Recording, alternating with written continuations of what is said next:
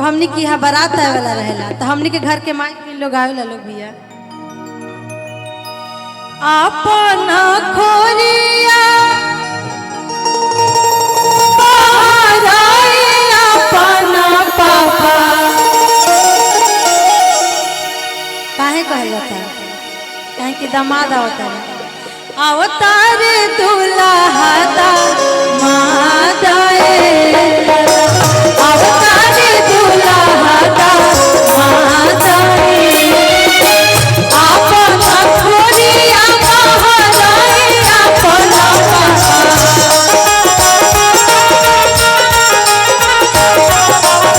अपना खोलिया बहराए अपना अवतार दुल्हा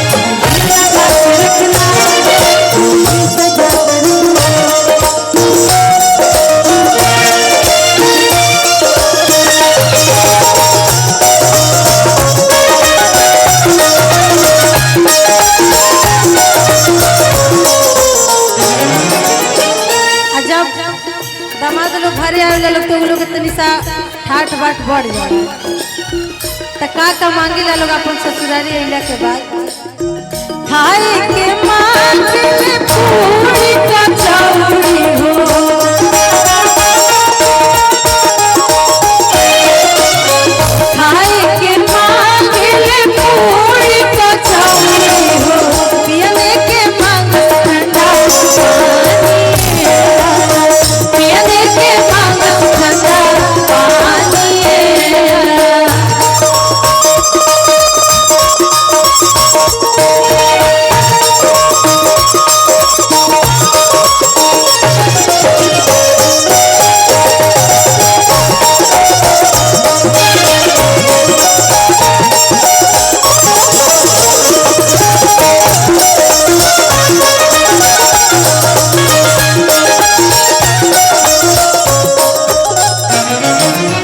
इहो धुन अच्छा ना खराब ना रहे अच्छे रहे लेकिन इहो तो बात सकत रहे धीरे धीरे हो भसु धीरे धीरे धीरे धीरे हो भसु धीरे धीरे हमरा मड़वा में आइहा भसु धीरे धीरे हमरा मड़वा में आइहा भसु धीरे धीरे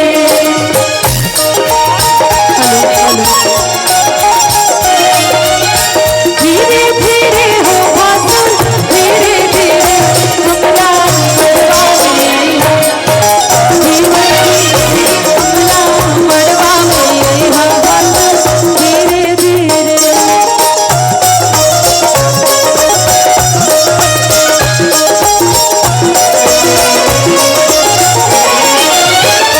जब खाए पी के व्यवस्था हो जाला तब का मांगता लोग बैठे के मांगे टेबुल कुर्सी हो बैठे के मांगे टेबुल कुर्सी हो भैया बैठे के मांगे ले टेबुल कुर्सी आ ससुरारी महिला के बाद दूल्हा के तनी सा भाव बढ़ जाला भले अपन घरे कतनो कमजोर होकर लेकिन ससुरारी में आके तनी सा अपना आप के वीर बलवान कहल जाला में 30 मार खा समझे लागे ला लोग आ लड़ने के मांगस माए लड़ने के मांगस माए लड़ने के मांगस माए लड़ने के मांगस माए लड़ने के मांगस माए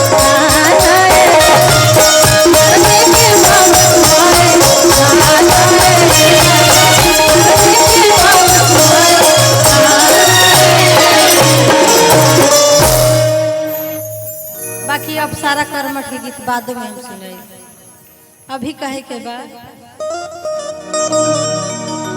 किसिया जी बहनिया हमार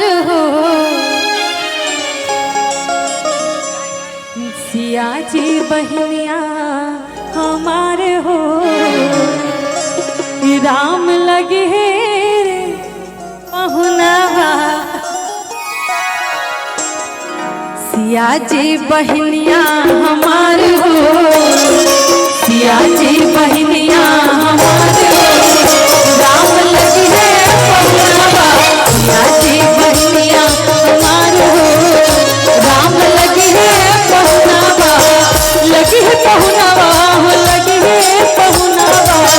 लगी है पहुनावा हो लगी है पहुनावा। सिया जी बहनिया राम लगी है पहुनावा। सिया जी बहनिया राम लगी है पहुनावा।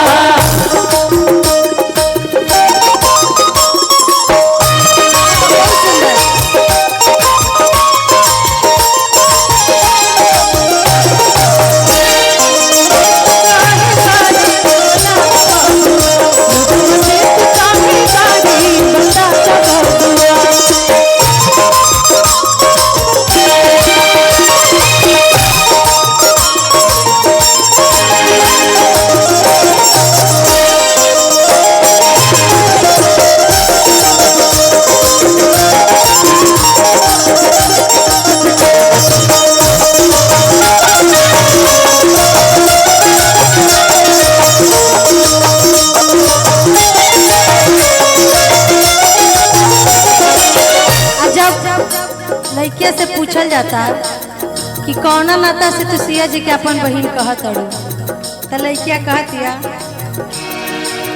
मिथिला के नाता से सिया जी बहनिया। मिथिला के नाता से सिया जी बहनिया।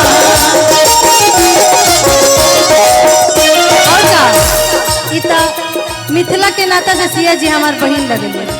राम जी पहुनवा कौन नाता से लगले? सिया जी के नाता से राम जी पहुनावा। सिया जी के नाता से राम जी पहुनावा। मिथिला के नाता से सिया जी बहनिया। सिया जी के नाता से राम जी पहुनावा। मिथिला नगरिया निहालो मिथिला नगरिया निहालो राम लगी है पहुनावा। सिया जी बहनिया हमारे हो राम लगी है पहुनावा।